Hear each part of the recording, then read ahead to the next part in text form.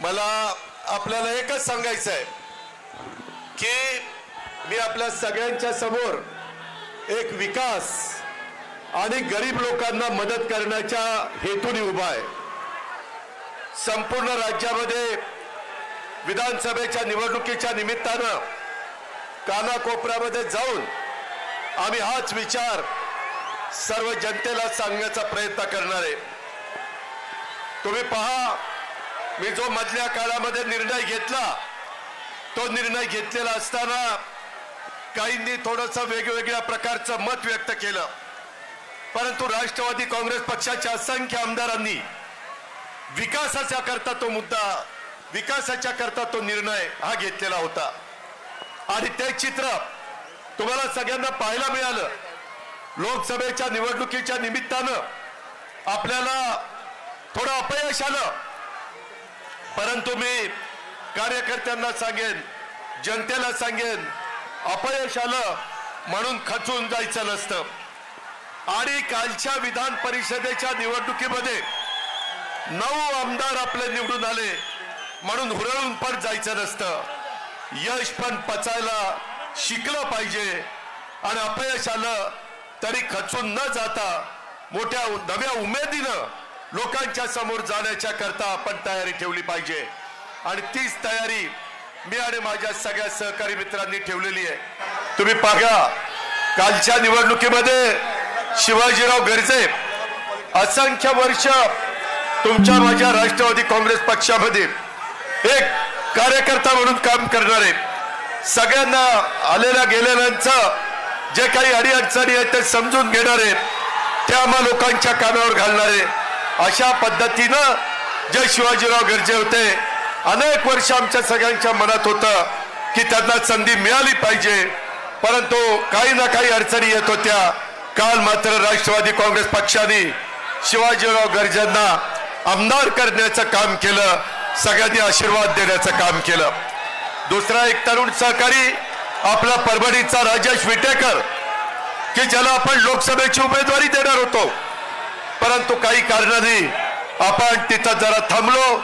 आपल्यातले सहकारी महादेव जानकरांना ती उमेदवारी दिली आणि त्यावेळेस पहिल्या सभेमध्ये मी सांगितलेलं होतं की राजेश, 6 महिन्याच्या आत राष्ट्रवादी काँग्रेस पक्ष तुला आमदार केल्याशिवाय गप्प बसणार नाही।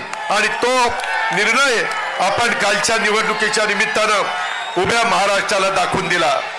आपण शब्दाचे पक्के आहोत। जो आपला वादा असतो तो वादा आपला पक्का असतो, हे महाराष्ट्राला माहिती आहे। मित्रांनो, अनेक गोष्टी आहेत। माझ्या आया बहिणी इथं असंख्य संख्येने आहेत। मला ज्यावेळेस अर्थ मंत्रालय मिळालं त्यावेळेस मी विचार केलेला होता की यावेळेस काही झालं तरी आपण त्यामध्ये विकास आणि गरिबी ह्या करता मदत करायची आहे। मित्रांनो, तशा पद्धतीने आपण निर्णय घेतला आणि आपल्या महिलांच्या करता लेक बहीण माझी लाडकी बहीण योजना ही योजना आपण आणली। काही विरोधकांनी आमच्यावर टीका केली, माझ्याबद्दल काही वेडवाकडं बोलले, परंतु त्याला मी फार महत्त्व दिलं नाही, कारण मला जाणीव होती, मला खात्री होती, महायुतीच्या वतीनं एकनाथराव शिंदे असतील, देवेंद्र फडणवीस असेल, मी असेल किंवा माझे सगळे सहकारी असतील, आपण ती योजना चांगल्या प्रकारे राबवू शकतो हा एक विश्वास मला होता। का तर त्याच्यात माझ्या गरीब महिलेला मला मदत करायची होती, माझ्या मातेला मला मदत करायची होती, माझ्या मुलीला मला मदत करायची होती। आणि तशा पद्धतीचं काम आपण 1 जुलैपासून सुरू केलेलं आहे। मला आजच्या सभेच्या निमित्तानं उभ्या महाराष्ट्रातल्या माता भगिनी आणि मुलींना सांगायचंय, तुम्ही काळजी करू नका। जुलै ऑगस्ट मध्ये जरी फॉर्म भरायला तुम्ही अर्ज करा, तो तुमचा अधिकार आहे। तो अर्ज केल्यानंतर तो अर्ज वेळेमध्ये कसा मंजूर होईल याबद्दलची खबरदारी आम्ही घेऊ, त्याबद्दलची काळजी आम्ही घेऊ। मगाशी माझ्या काही महिला म्हणाल्या की अजित पवार, ह्याच्यामध्ये काही त्रुटी होत्या, आम्ही त्याच्याकरता रेशन शिधाव कार्ड, वाटप कार्ड आपण त्यामध्ये मंजूर केलं, आपण पिवळं रेशन कार्ड आपण मंजूर केलं, भगवं रेशन कार्ड मंजूर केलं। का तर माझ्या आया बहिणींना, माझ्या मुलींना त्रास कमी व्हावा म्हणून मी महाराष्ट्राला सांगू इच्छितो की या योजनेच्या करता आमचा अंदाज आहे चांद्यापासून बांद्यापर्यंत 2.5 कोटी महिलांना दर महिन्याला 1,500 रुपये मिळणार. दर महिन्याला म्हणजे 2 महिन्याचे पैसे. ऑक्टोबर मध्येच भाऊबीज, रक्षाबंधन आहे, राखी पौर्णिमा 19 तारखेला, साधारण त्यावेळेस त्या माझ्या भगिनीच्या खात्यावर बँकेत 3,000 रुपये देण्याचा निर्णय आपण घेतलेला आहे. काळजी करू नका. माझी दुसरी एक विनंती आहे, काही माझ्या युतीचे सहकारी म्हणाले की ही जी सभा होतीये त्याच्यामध्ये राष्ट्रवादी काँग्रेस पक्षाचं सगळं दिसतंय, परंतु ही राष्ट्रवादी काँग्रेस पक्षाची सभा आहे. पुढे आमच्या विभागामध्ये युतीच्या सभा होणार आहेत, ज्याला एकनाथराव शिंदे शिवसेना असेल, ज्याच्यात देवेंद्र फडणवीस भाजपा असेल, ज्याच्यात अजित पवार आणि त्यांचे राष्ट्रवादी काँग्रेसचे सगळे सहकारी असतील, अशी महायुतीची आणि त्यांच्या मित्रपक्षांच्या सभा प्रत्येक विभागामध्ये होणार आहे, प्रत्येक जिल्ह्यामध्ये होणार आहे. त्याच्यामुळं या सभेचा आणि त्याचा अर्थार्थी संबंध नाही. हे राष्ट्रवादी काँग्रेस पक्षाने जनसन्मान रॅली सुरू केलेली आहे. ती रॅली सुरू करत असताना आम्ही कुणालाही वंचित ठेवलेलं नाहीये. आज मी सकाळी माझ्या काही महिलांचे अर्ज पंचायत समिती बारामतीमध्ये स्वीकारायला गेलो. त्याच्यामध्ये एक म्हणाली, दादा तुम्ही त्याच्यामध्ये सांगितलंय 4 चाकी वाहन असल्यावर त्यांना मिळणार नाही. म्हणलं ट्रॅक्टर असला तरी त्यांना मिळणार. पण ते म्हणले की दादा माझा नवरा ड्रायव्हर आहे आणि तो रात्री गाडी घेऊन माझ्या घरी येतो आणि त्याच्यामुळे ती गाडी तर आमचीच समजतील आणि मग 4 चाकी वाहन आमची काय चूक आहे. मी तमाम माझ्या ड्रायव्हर लोकांना महाराष्ट्रातल्या सांगतो, त्यांच्या सगळ्या पत्नींना सांगतो, भगिनी वर्गाला सांगतो, मुलींना सांगतो, काळजी करू नका.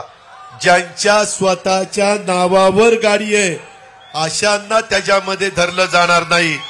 जे ड्रायव्हिंग करतात त्यांना त्याच्यामध्ये धरलं जाणार आहे. 2.5 लाखापर्यंत उत्पन्न असणाऱ्या सगळ्या माझ्या आया बहिणींना आणि मुलींना त्यामध्ये धरलं जाणार आहे. आपण अजिबात काळजी करू नका. एवढ्यावरच आपण थांबलेलो नाही. आपण 3 गॅस सिलेंडर वर्षाला, त्याचेही पैसे माझ्या बहिणीच्या अकाउंटला, माझ्या मुलीच्या अकाउंटला, माझ्या मातेच्या अकाउंटला जाणार आहे. उत्पन्न मर्यादित असलं पाहिजे 2.5 लाखाच्या आत. मित्रांनो, मी महाराष्ट्राचा विचार केला, तसाच मी बारामतीचा विचार केला. बारामतीमध्ये साधारण वर्षाला माझ्या आया बहिणींना आणि मुलींना 180 कोटी रुपये वर्षाला मिळणार आहेत. किती? 180 कोटी. आणि कमी जास्त तालुके आहेत, काही तालुके लहान आहेत, तिथे 150 कोटी मिळतील वर्षाला. काही ठिकाणी माझी लाडकी बहीण योजनेमध्ये कमी पैसे 125 कोटी मिळतील लोकसंख्येचा विचार करता. परंतु ह्या सगळ्या राज्याला मिळून 46,000 कोटी रुपये वर्षाला मिळणार. किती? 46,000 कोटी. काही काही राज्यांची बजेट एवढी नाहीये. आपण तेवढं माझी महिला सक्षम व्हावी, माझी महिला आत्मनिर्भर व्हावी, तिला एक विश्वास वाटावा की मला माझ्या घरच्या पुरुष मंडळींवर अवलंबून राहावं लागत नाही. मला काही का होईना वर्षाला 18,000 रुपये देण्याचं काम या महायुतीच्या सरकारने केलेलं आहे. मी सगळ्यांना हेही सांगतो, हे सातत्य आपल्याला टिकवायचं आहे.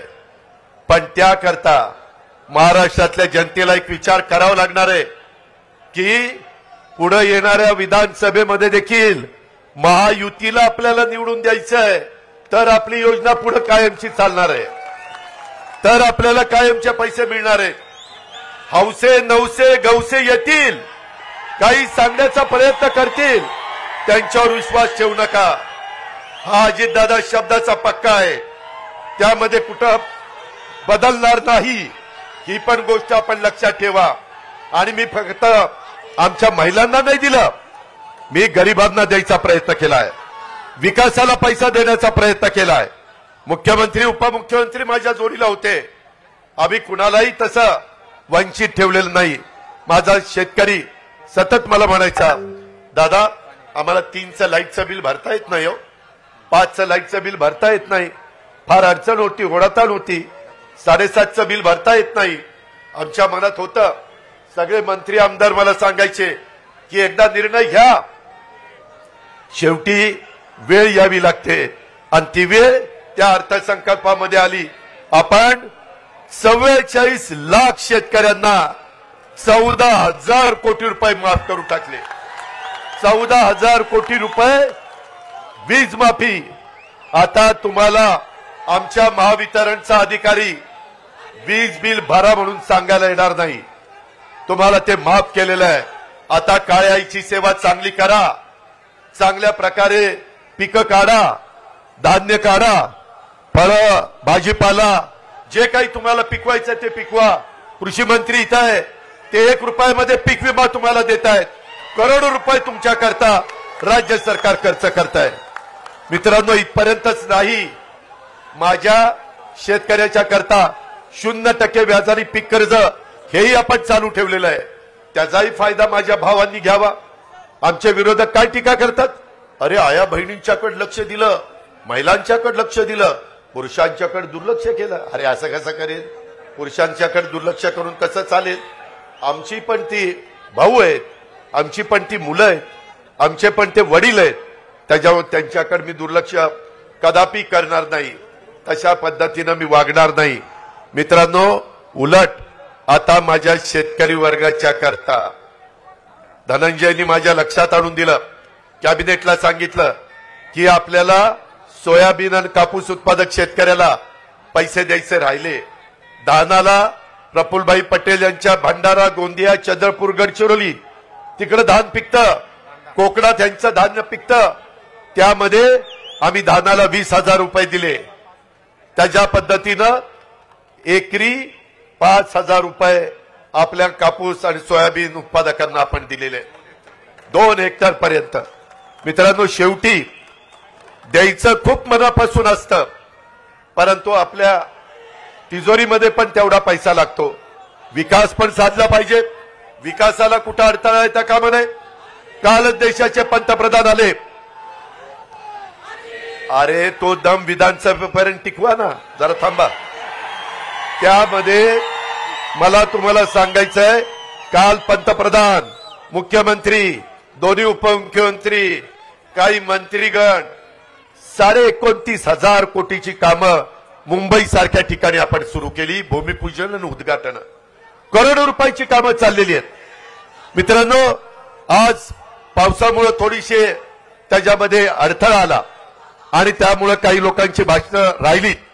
मी परत सुपा परगणा, शिरसुपा परगणा आणि माझा लोणी भापकर आणि तो सगळा तिकडचा भाग, ह्या भागाच्या करता देखील आपण चांगल्या प्रकारची योजना ही जनाई सिरसाईला तर चांगल्या प्रकारचं पुनरुज्जीवन करण्याचा निर्णय आपण घेतलेलाच आहे.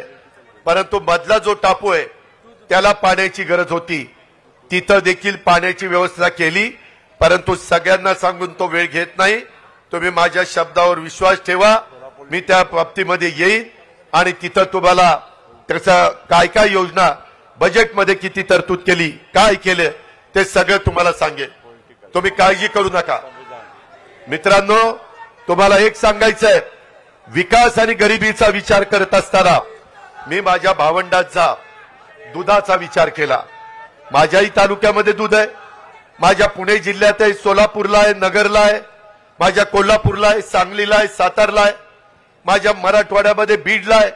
सगळ्या भागामध्ये दूध उत्पादक शेतकरी आहे. त्यांच्याकरता 5 रुपये लिटरला पुन्हा दुधाचे भाव जोपर्यंत कमी आहेत तोपर्यंत कायम 5 रुपये अनुदान देण्याचा निर्णय आम्ही घेतलेला आहे. तेवढ्यावर थांबलो नाही. दुधाची पावडर मोठी आहे, शिल्लक आहे, ती परदेशामध्ये पाठवायला 30 रुपये किलो आपण अनुदान दिलेलं आहे. महायुतीने तो निर्णय घेतला, म्हणजे भावंडांच्या करता देखील आपण निर्णय घेतोय. मी सुरुवातीला तुम्हाला सांगितलं, गरीब, ह्या गरीबाकरता आपल्याला मदत करायची. ह्या गरीबाला आपल्याला इतरांच्या बरोबर आणायचंय, त्यांची परिस्थिती चांगली करायची, त्यांचं पर कॅपिटा उत्पन्न वाढवायचं आहे. उद्या एवढे 1000 कोटी रुपये मार्केटला आल्यानंतर छोटी मोठी दुकानं चालणार आहेत, किराणा मालाची दुकानं चालणार आहेत, माझ्या आया बहिणीला माझ्या मुलीला जे काही खरेदी करायचं ते दुकान चालणार आहे आणि एवढा पैसा हा ग्रामीण भागात आणि शहरी भागामध्ये चालणार आहे। हा निर्णय हा महायुती सरकार घेऊ शकतं, हा निर्णय आपण लोकांनी घेतलेला आहे। एवढ्यावरच आपण थांबलो नाही। शाहू फुले आंबेडकरांची विचारधारा मी सातत्याने तुम्हाला सांगतोय, 18 पगड जातीला बरोबर घेऊन युगपुरुष छत्रपती शिवाजी महाराजांनी हिंदवी स्वराज्याची स्थापना केली, हे आम्ही आयुष्यात विसरू शकत नाही। आणि त्याच 18 पगड जाती 12 बलुतेदारांना घेऊन आपण त्यामध्ये पुढे चाललेलो आहे। ह्या योजना आहेत आया बहिणींनो, ह्या सर्व जाती धर्माला, मागासवर्गीय, आदिवासी, माझे मुस्लिम, माझा ओबीसी, माझा भटक्या महिला, भटक्या समाजामध्ये मोडणाऱ्या, सर्वसाधारण समाजामध्ये मोडलेल्या सगळ्या जाती धर्माच्या महिलांच्या, मुलींच्या आणि मातांच्या करता ही योजना आहे। अट एवढीच आहे, 2.5 लाखाच्या आतमध्ये उत्पन्न पाहिजे। मला एक तुम्हाला सगळ्यांना सांगायचं आहे, ह्या सभेच्या निमित्तानं राज्यातल्या जनतेला सांगायचं आहे, बाबांनो, पाठीमागच्या काळात लोकसभेला काही वेगळ्या पद्धतीचं वातावरण तयार करण्याचा प्रयत्न झाला। आम्ही विकासाचं बोलत होतो, परंतु विकासावर आमच्यावर कुणीच बोललं नाही, कुणी टीका केली नाही। आम्ही गरिबीच्या बद्दल बोलत होतो, आमचे वेगवेगळे लाभार्थींना लाभ देण्याच्या बद्दल बोलत होतो। त्या सगळ्याला बाजूला ठेवून कारण नसताना घटनेचे शिल्पकार डॉक्टर बाबासाहेब आंबेडकर और ज्यांनी तुमच्या माझ्या देशाला घटना दिली, संविधान दिलं, आज जगामध्ये बाबासाहेबांचं कौतुक होत आहे। जगातला अतिशय मोठा पुतळा, जगाला हेवा वाटावा असा पुतळा आपण इंदुबिलच्या जागेवर 14 एकर जागेमध्ये करतोय।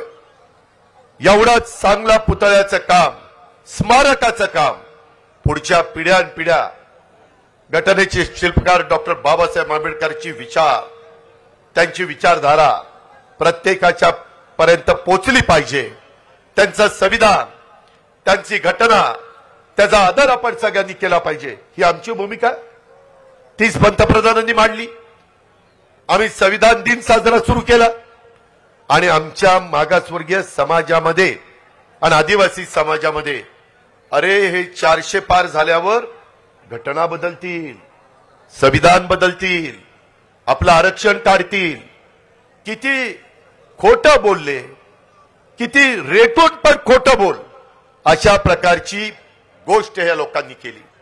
माझ्या मुस्लिम बांधवांना पण काही चुकीचं सांगण्याचा प्रयत्न केला। मित्रांनो, आम्ही महायुतीच्या सरकारमध्ये काम करतोय।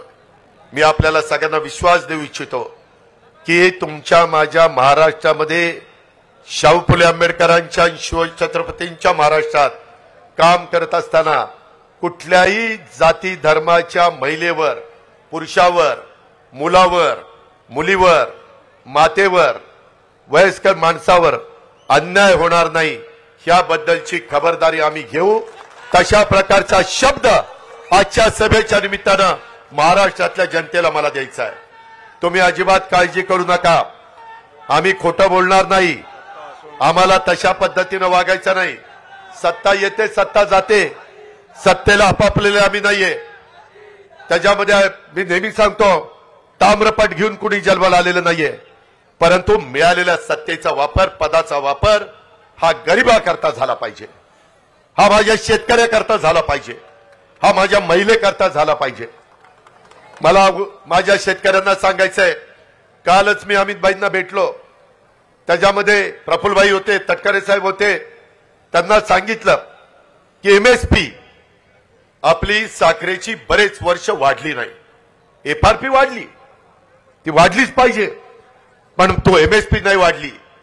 मागाशी केशवराव इथं बसलेले मी बघितले आहेत, तिथं ह्या सगळ्यांनी मला, केशवरावनी, प्रशांतनी, त्याच्यामध्ये पुरुषोत्तम दादांनी, अनेक कारखान्याच्या चेअरमननी सांगितलं की दादा ह्याच्यातनं मार्ग काढा। अमितभाईंना म्हणलं, अमितभाई एमएसपी वाढवायला पाहिजे। ते म्हणले काळजी करू नका, तुम्ही माझ्याकडे निवेदन द्या, लेखी निवेदन त्यांनी मागितलेलं आहे, मी उद्याच ते निवेदन पाठवणार आहे। ते म्हणाले की मी 20 तारखेला 21 तारखेला जिल्ह्याच्या दौऱ्यावर पुण्याच्या येणार आहे. हसन मुश्रीफ साहेबांनी पण तिथं जसं तुमच्या बारामतीमध्ये 1000 कोटीचं हॉस्पिटल पुण्यश्लोक अहिल्यादेवी होळकरांच्या नावाने आपण काढलेलं आहे, तशा पद्धतीनं कोल्हापूरला पण एक चांगल्या प्रकारचं हॉस्पिटल, ह्याचं भूमिपूजन, त्यांची बँक आहे, त्यांची इमारतीचं उद्घाटन.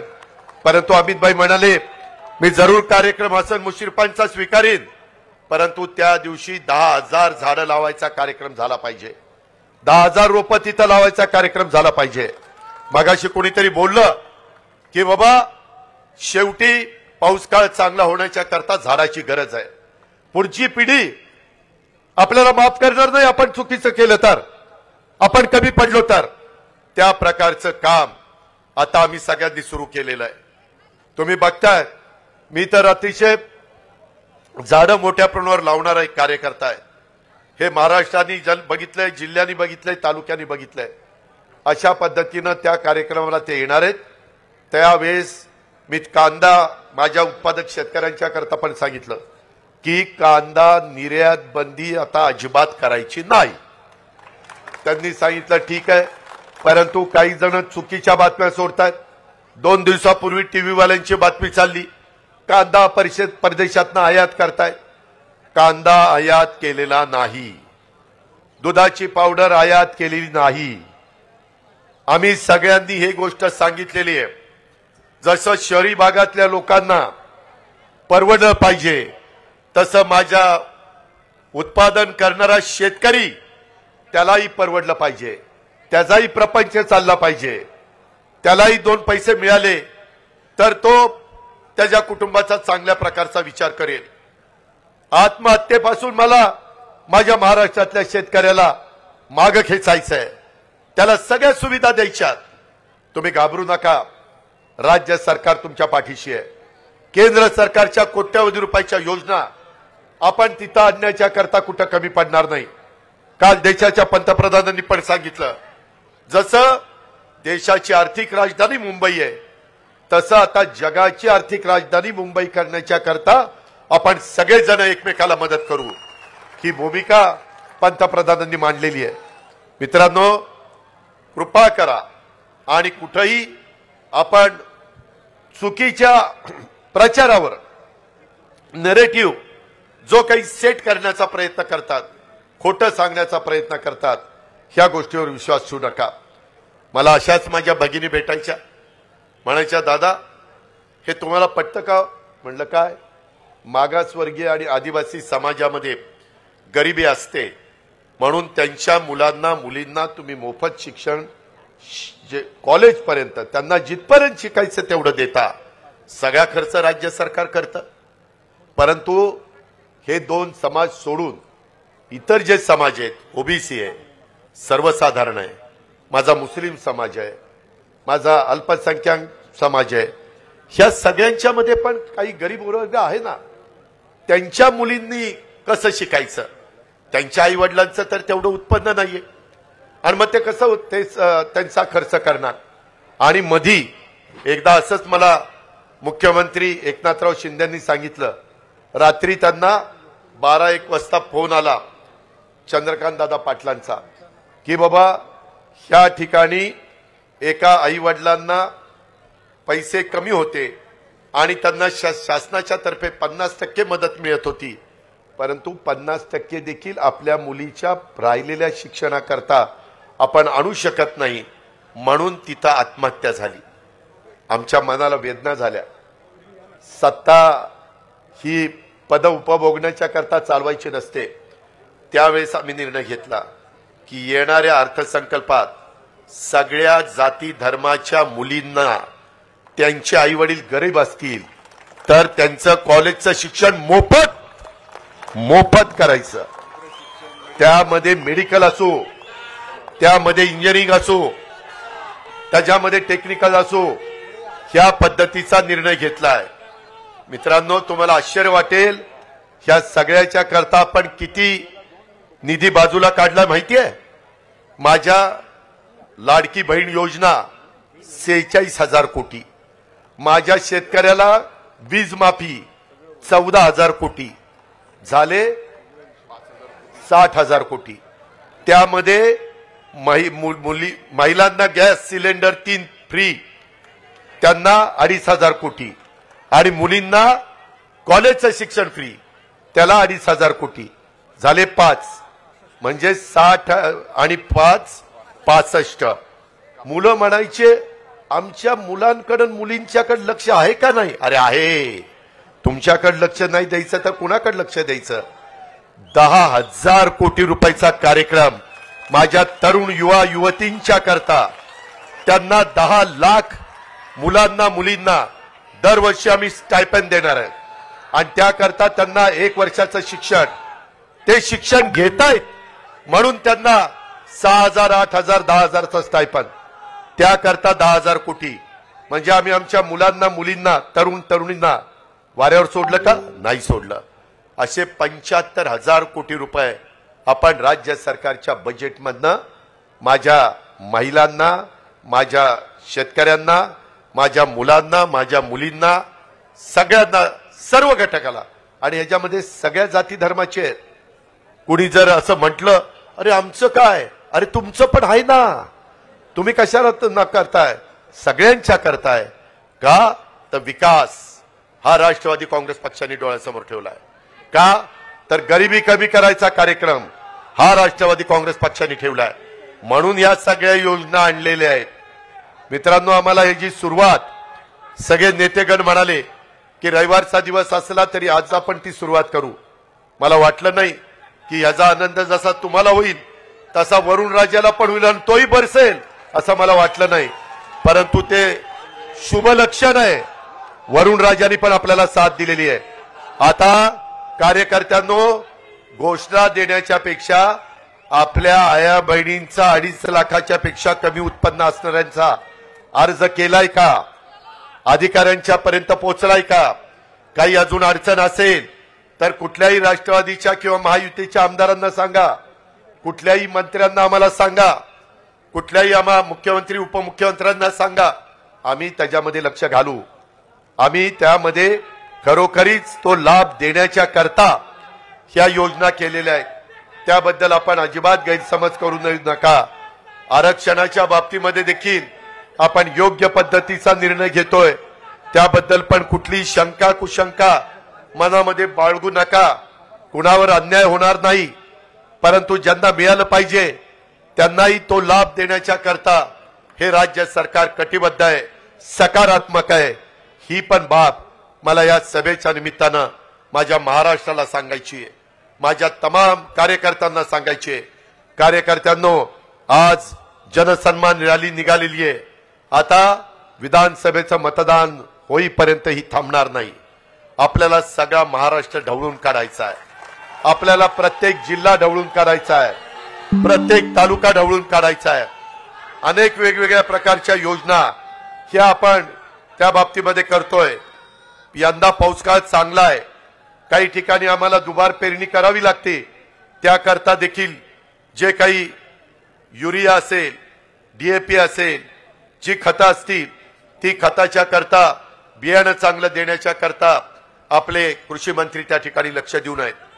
कृषी मंत्री केंद्रीय जे शिवराजजी चव्हाण, त्यांची आणि धनंजयची चांगली ओळख आहे, माझी त्यांची चांगली ओळख आहे. त्यांनी पण मला सांगितलंय, दादा आता तुम्ही काळजी करू नका. त्यांनी त्यांच्या स्वतःच्या मध्य प्रदेशमध्ये, स्वतः प्रफुल्लभाईंना माहिती आहे, त्यांच्या जवळच मध्य प्रदेश आहे गोंदियाच्या, त्यांना विचारा कृषीचा कार्यक्रम ते मुख्यमंत्री शिवराजसिंग चव्हाण असताना एवढा चांगला राबवला गेला की करोनाच्या काळामध्ये कृषीचा दर तिथं सगळ्यात चांगला देशात नंबर 1 चा होता. म्हणून देशाचे पंतप्रधान नरेंद्र मोदींनी त्यांच्याकडे कृषी विभागाची जबाबदारी दिलेली आहे. ते म्हणाले आता शेतकऱ्यांनी काळजी करण्याचं कारण नाही, मला त्याच्यातले बारकावे माहिती आहेत, मला त्याच्यातल्या अडीअडचणी माहिती आहेत. मित्रांनो, भावनिक होऊ नका. इमोशनल होऊन प्रश्न सुटत नाही. प्रश्न सोडवण्याच्या करता रात्रंदिवस कष्ट करावे लागतात, काम करावं लागतं, विकासाचं ध्येय डोळ्यासमोर ठेवून पुढे जायचं असतं. बारामतीच्या परिसरामध्ये, पुणे जिल्ह्यामध्ये कसा विकास केलाय हे सांगायला काही कुणाला ज्योतिषाची गरज आहे असं मला वाटत नाही. मात्र तुम्ही एक गोष्ट लक्षात घ्या, ह्या सगळ्यांनी राष्ट्रवादी काँग्रेस पक्षाच्या राष्ट्रीय अध्यक्षपदाची जबाबदारी ही माझ्यावर त्या ठिकाणी सोपवलेली आहे। मला बारामती बघत बघत आपले 13 तालुके, आपलं पुणे आणि पिंपरी चिंचवड शहर, आपला महाराष्ट्र हा फिरायचा आहे। त्याच्यामुळे इथल्या माझ्या आया बहिणींनी, इथल्या माझ्या तरुण तरुणींनी, इथल्या माझ्या वडीलधाऱ्यांनी ती पण जबाबदारी चांगल्या पद्धतीनं पार पाडायची। हे कुणाच्या घरचं काम नाहीये, हे आपल्या सगळ्यांचं काम आहे। त्या कामामध्ये कुठं अजिबात कमी पडता कामा नये। आणि मी आपल्याला सगळ्यांना सांगेन की कुठल्याही परिस्थितीमध्ये जे डॉक्टर बाबासाहेब आंबेडकरांचे विचारधारा आपण पुढे घेऊन जात असताना त्यांच्या घटनेला आणि त्यांच्या संविधानाला जोपर्यंत आमच्या जीवात जीव आहे तोपर्यंत कुणी धक्का लावणार नाही। मी तर सगळ्या महाराष्ट्राला सांगितलंय, चंद्र आणि सूर्य जोपर्यंत आहेत तोपर्यंत संविधानाला कुणी धक्का लावू शकत नाही। तुम्ही विश्वास ठेवा, आम्ही शब्दाचे पक्के आहोत। आम्ही जो वादा करतो तो वादा पुराच करतो, हे पण आपण सगळ्यांना माहिती आहे। आणि असं असताना आपण गरिबांना एक चांगली त्यांची परिस्थिती निर्माण करायची आहे आणि म्हणून या सगळ्या योजना आहेत। माझ्या बहिणींनी, माझ्या मातांनी, माझ्या मुलींनी त्याच्याकडे त्या नजरेने बघावं। कुणी गैरसमज निर्माण करण्याचा प्रयत्न केला तर त्याला ठासून सांगा, तुम्ही काहीतरी आता चुकीचं सांगू नका।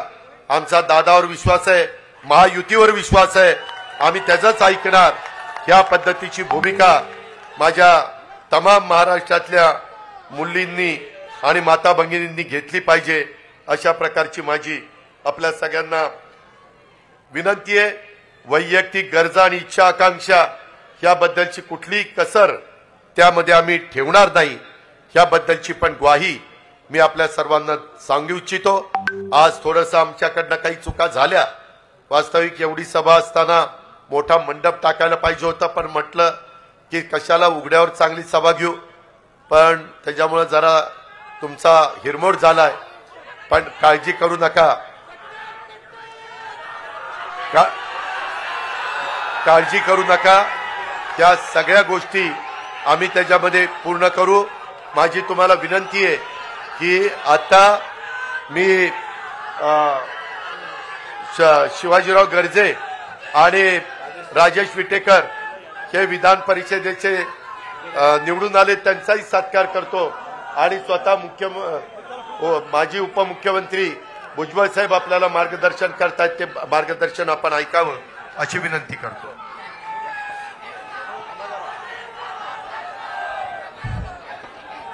या राज्याचे उपमुख्यमंत्री अजितदादा, प्रांताध्यक्ष तटकरे साहेब, प्रफुल्ल पटेलजी, खासदार सुनेत्राताई, माझ्या सर्व सहकारी, माझ्या बांधवांनो, भगिनी आणि मातांनो, कुठले कुठले कार्यक्रम आम्ही राबवणार आहोत हे आपल्याला अजितदादांनी सगळ्यांनी सांगितलं।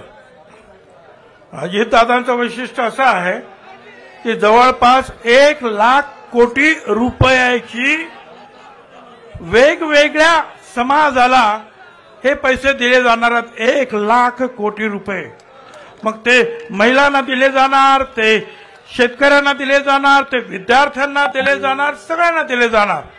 आणि त्याची जबाबदारी जी आहे मुख्यमंत्री आणि उपमुख्यमंत्री आम्ही सगळ्यांनी ही अजितदादांच्या खांद्यावर टाकलेली आहे। कारण आम्हाला खात्री आहे की अजितदादांच्या खांद्यावर जी जबाबदारी आम्ही टाकू ती जबाबदारी ते पूर्ण केल्याशिवाय राहणार नाहीत, म्हणून ते जबाबदारी त्यांच्या खांद्यावर आहे। आता एक तुम्हाला सांगतो सगळ्या भगिनींना आणि भावांना सुद्धा की आमच्या सगळ्या भगिनींचे अर्ज भरा। ज्यांनी सुनेत्राताईंना मतदान केलं त्या भगिनींचे पण अर्ज भरा आणि ज्यांनी सुप्रियाताईला मतदान केलं त्यांचे सुद्धा अर्ज भरा। हे सगळ्या भगिनी ज्या आहेत त्या अजितदादांच्या आहेत, त्यामुळे सगळ्यांचे अर्ज जे आहेत तुम्ही भरायचे आहे, त्याच्यामध्ये भेदाभेद करायचा नाही। आता मी एक गोष्ट सांगणार आहे, जरा शांततेने ऐका। आता या बाबतीमध्ये इथे सांगण्यात आलं की होय, आरक्षणाचा प्रश्न जो आहे अख्ख्या राज्यभर गाजतो आहे. काही लोकांचा प्रयत्न आहे की आपापसामध्ये लढाया, मारामारे, दंगे व्हावे. त्याने आर्य म्हटलं की आम्ही कार्य म्हणावं. माझी आपल्याला सगळ्यांना विनंती आहे, मराठा समाजाला आरक्षण मिळालं पाहिजे, ही आमची भूमिका आहे. छत्रपती शिवाजी महाराज, फुले शाहू आंबेडकरांच्या मार्गाने आम्ही जाणार आहोत. आमचं म्हणणं एवढंच आहे की दुसऱ्या कोणाला ज्यांना आरक्षण मिळालं त्यांच्यावर अन्याय होणार नाही, एवढी आमची काळजी आपण घेतली पाहिजे.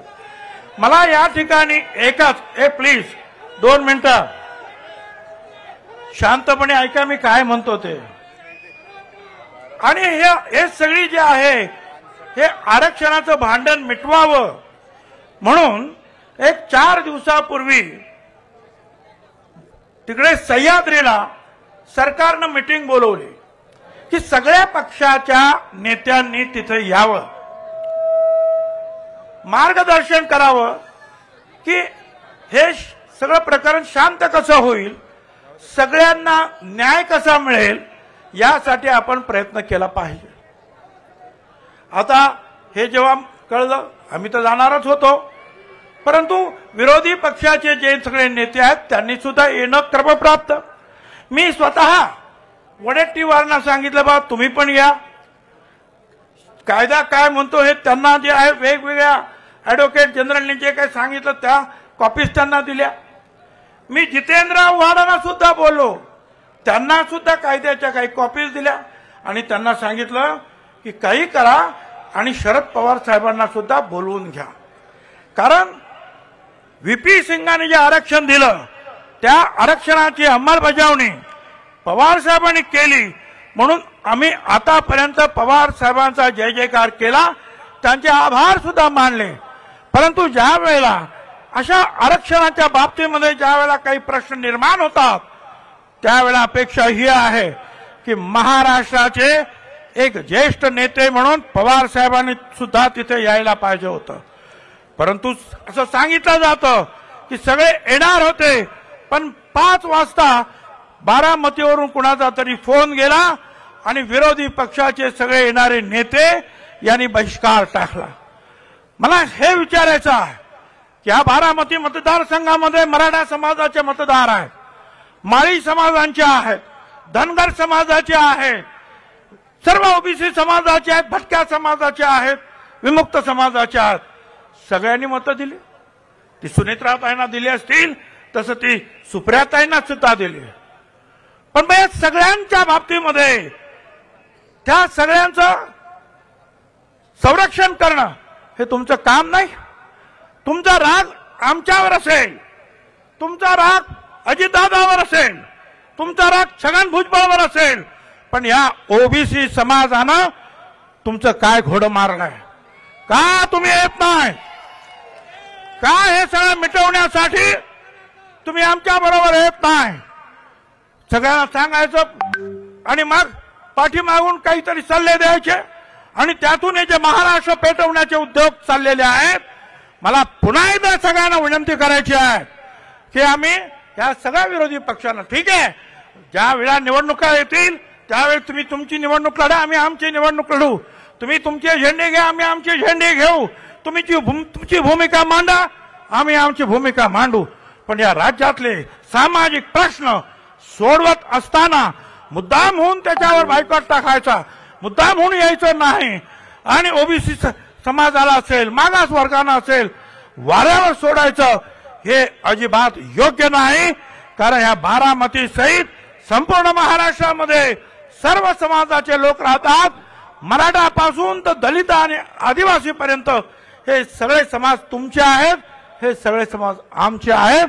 आणि म्हणून एकत्र येऊन हा प्रश्न सोडवण्यासाठी आपण प्रयत्न केला पाहिजे. ती सुबुद्धी आपल्या सगळ्या विरोधी पक्षाच्या नेत्यांना मिळो अशी परमेश्वराकडे प्रार्थना करतो. थांबतो. धन्यवाद. जय हिंद, जय महाराष्ट्र. हॅलो धन्यवाद. या ठिकाणी नवनिर्वाचित राज्यसभा खासदार आणि विधान परिषद सदस्य यांचा सन्मान होतोय.